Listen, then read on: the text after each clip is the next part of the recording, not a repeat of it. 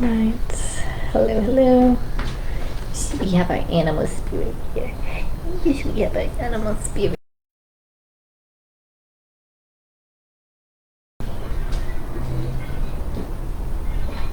Right. All spirits come from Allah, so that's the most important thing. Oh.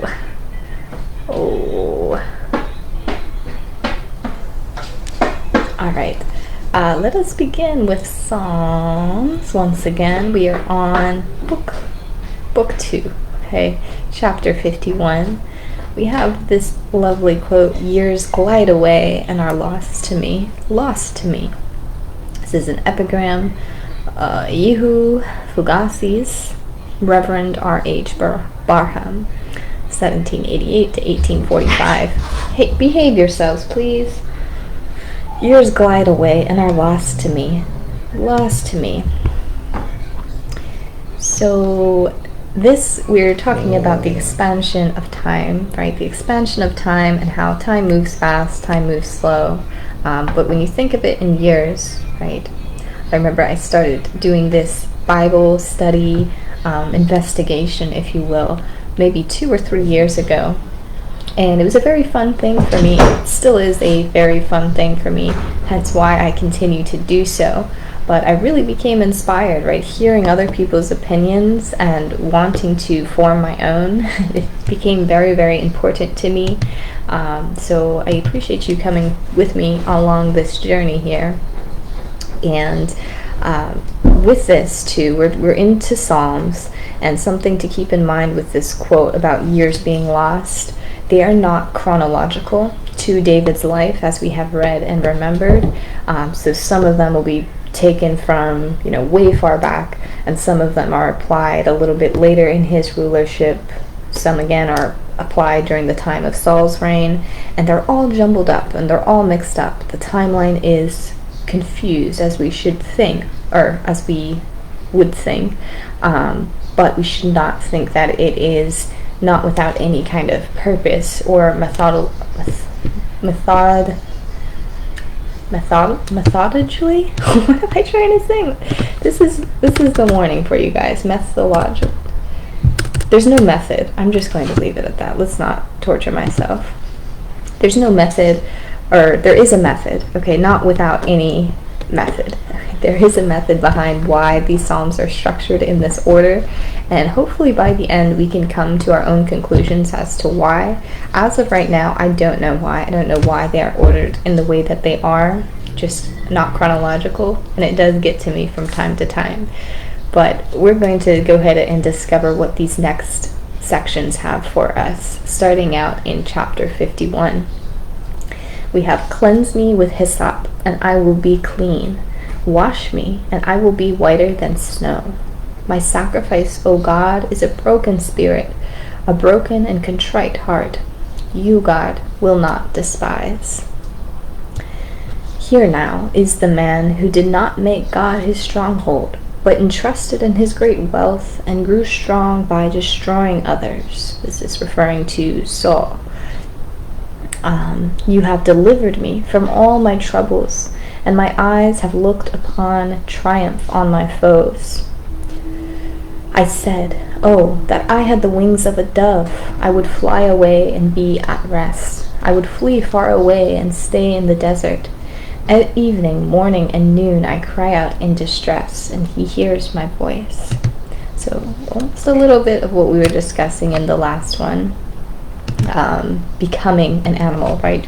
Being able to impose our mind in the spirit of an animal.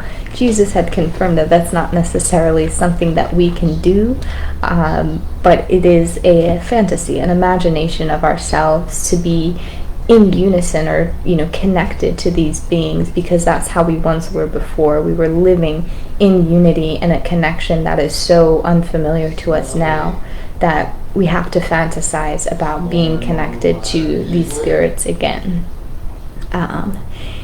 Let's go on here. "Because of their wickedness, do not let them escape in your anger, God. Bring the nations down. My heart, O God, is steadfast. My heart is steadfast. I will sing and make music. Even from the birth, the wicked go astray. From the womb they are wayward, spreading lies. Let them vanish like water that flows away. When they draw the bow, let their arrows fall short. They return at evening, snarling like dogs, and prowl about the city. See what they spew from their mouths. Their words from their lips are sharp as swords, and they think, who can hear us? But I will sing of your strength. In the morning I will sing of your love, for you are my fortress, my refuge in the times of trouble. You are my strength. I sing praise to you. God, you, God, are my fortress, my God, on whom I can rely. God has spoken from his sanctuary. In triumph I will parcel out Shechem, and measure off the valley of Succoth. Gilead is mine, and Manasseh is mine. Ephraim is my helmet. Judah is my scepter. Right, so we'll end this here. So David, in the way that this is structured, keeping in mind that it's not chronological, we can view sorry, noise. I don't know if you can hear Mr. Noisy Bear in there, but you can hear the oscillations between confidence and lack of confidence. Again, going back and forth to wanting to seek revenge, or really wanting to have God destroy his enemies, right? And then coming back into, I trust and rely onto you. Not that they are opposite notions, right? But it does show the rawness and the realness of human emotion and how we go in between these emotions so frequently. Perhaps that is why Psalms is structured the way that it is, right? We're happy one moment, we get defeated in another moment.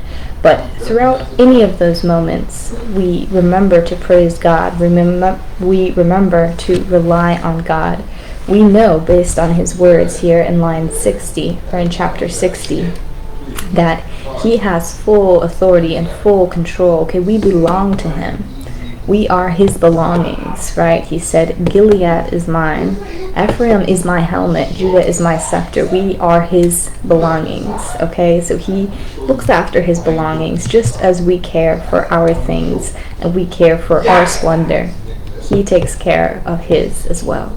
So I will leave you with this. I appreciate you listening. Short 7 minutes. Have a great rest of your morning and your week. And I'll talk to you again very, very soon.